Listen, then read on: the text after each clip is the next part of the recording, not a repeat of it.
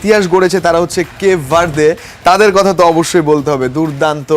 তারা আবারও একটা ড্র সৌদি আরবকে রুখে দিলে। এবার প্রত্যেক ম্যাচে একমাত্র দল যারা আসলে হারেনি কিন্তু যেতেও নি, কিন্তু তারা ড্র করে থ্রু টু 32। একটা জিনিস খেয়াল করেন, এই টিমে এই গ্রুপটাতে আপনার উরুগুয়ে, স্পেন, সাউদি, আপনার আমি সাউদিকে সমান হিসাবে আমি ধরলাম, কিন্তু উরুগুয়ে এবং স্পেনকে তারা রুখে দিয়েছে। আসলে তাদের প্রশংসা করার প্রয়োজন এবং করতেই হবে, কারণ অ্যাজ এ টিম হিসাবে তারা they did very good job in the world cup.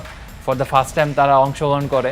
কিন্তু সব কিছু মিলিয়ে আসলে একটা মানুষ যখন আপনার মন প্রাণ দিয়ে চেষ্টা করে, আমার মনে হয় যে সৃষ্টিকর্তা অবশ্যই তাদেরকে ফল দেয়।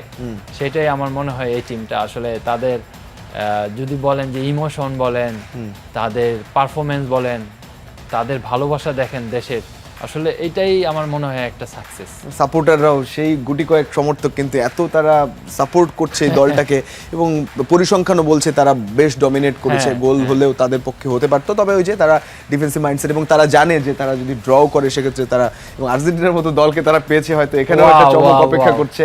এটা আসলে মানে আপনি মানে অ্যাজ এ প্লেয়ার আপনার ড্রিম কাম ট্রু।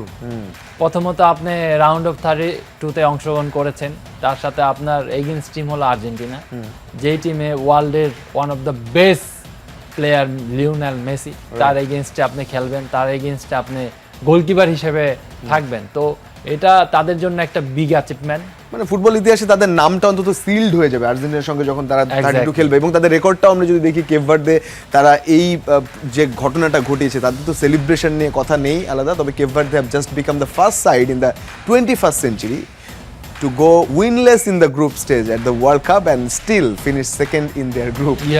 Winless থেকে second, এবং a historic success for the small nation who now await a meeting with Argentina in the round of 32. দুর্দান্ত মানে এটা আসলে তাদের প্রথম ম্যাচ ড্র করার পর আমি জানি না এরকম প্ল্যান আছিল কিনা, যখন উরুগুয়ের সাথে তারা ড্র করে ফেলে, যখন দেখলো যে উরুগুয়ে 2 ম্যাচে 2 পয়েন্ট, তখন তাদের একটা প্ল্যানে চলে আসে যে আমরা যদি সাউদিকে রুখে দিতে পারি, ড্র করতে পারি, দ্যাট মিনস ওরা জানতো যে স্পেন উরুগুয়েকে হারাবে। রাইট। এবং সেটা কিন্তু স্পেন একদম প্রথম থেকেই আপনার ধরেন গোল পেয়ে যায়।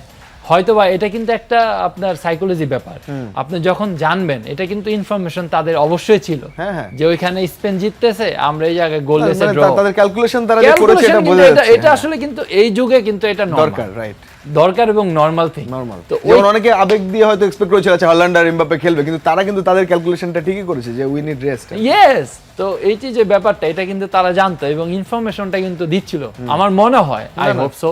তো সেই ক্ষেত্রে কিন্তু তাদের পরিকল্পনা এবং তাদের যে আপনার কনফিডেন্স বা আপনার ধরেন যে টিম ওয়ার্ক, এটা কিন্তু আরো বেশি কঠোর ছিল সাউদির এগেইনস্টে। Let's talk about Uruguay. আপনি বলছিলেন প্রথম সেই বিশ্ব চ্যাম্পিয়ন, তারা যেভাবে আসলে বিদায় নিল, তারা এক গোল খেয়ে তারা বিদায় নিয়েছে বলা যায়, তবে এটা একটু হতাশাজনক কিনা। এবং স্পেনের সঙ্গে তারা যেভাবে খেলেছে সেটাও দেখুন, 593 পাসের বিপরীতে 299। উরুগুয়ের আসলে কি হলো, ঘটনাটা কি, এটাও যদি আমরা একটু দেখি। আসলে উরুগুয়ে না, আসলে দাদা আপনার উরুগুয়ে টিম আসলে যেভাবে আপনার সাউদির সাথে ড্র করে গোল, কেপ ভার্দের সাথে আপনার 2 গোল দেওয়ার পর 2 গোল কেন খাবে, এটা হলো একটা কোশ্চেন মার্ক।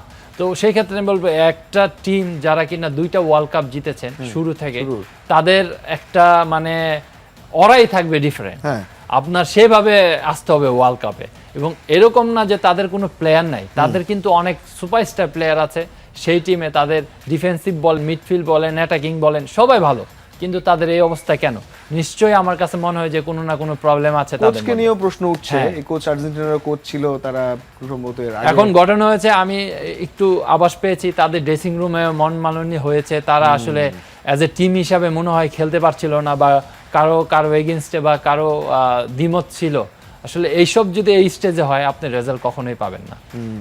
এইটার ফল এইটা, আপনি 2 পয়েন্ট কি বলবো, 3 ম্যাচে 2 পয়েন্ট আপনার গ্রুপে। শুধু স্পেন, আমি ধরি যে স্পেন বেস্ট টিম, কিন্তু সেই পরে তো উরুগুয়ে আসবে, কিন্তু তারা সাউদি এবং কেপ ভার্দের সাথে ড্র করবে কিসের জন্য? একেবারে তারা সেভাবে বিদায় নিয়েছে।